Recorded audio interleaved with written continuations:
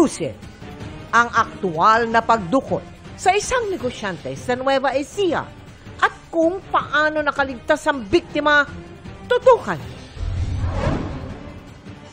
Isa pang huli cam, rambulan ng ilang kalalakihan sa Iloilo na nagkaroon daw ng hindi pagkakaintindihan dahil sa kalasingan.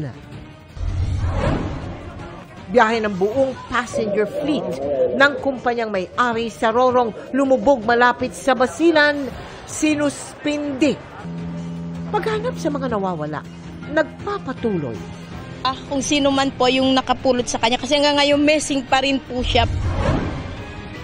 Mga miyembro umano ng salisigang, walang takas ng habulin at abutan ng rider na pinagnakawan nila ng mga helmet.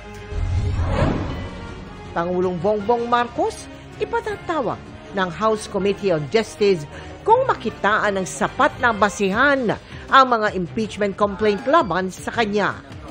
1-year ban sa paghahain ng dagdag na impeachment complaint laban sa Pangulo nagsimula na. Kampo ni dating Pangulong Rodrigo Duterte dismayado sa desisyon ng ICC na fit o nasa maayos na kalagayan para lumahok sa pre-trial proceedings sa Pebrero. Anti-dynasty bill na layong mabigyan ng kahulugan ang political dynasty, malaliman ng tinalakay sa Kamara. Babaeng tumawid sa bahagi ng Batasan, San Mateo Road, nabundol ng ambulansya. Filipino tennis ace Alex Ayala, wagi kontra Russia sa unang WTA match niya dito sa Pilipinas. At bago ang inaabangang world premiere sa Lunes, mga bida ng upcoming action series na Never Say Die, sinurpresa ang mga fans. This is Philippine culture.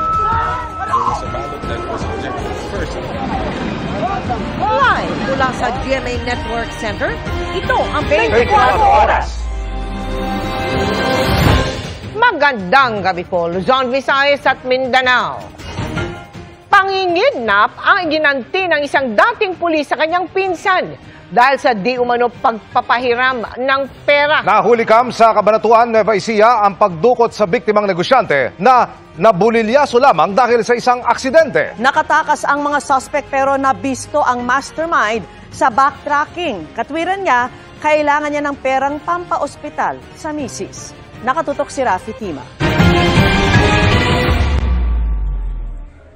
Mag-alas 8 ng umaga kahapon nang makunan sa CCTV footage na ito ang tatlong lalaki sa labas ng isang bahay sa subdivision sa Cabanatuan City, Nueva Ecija.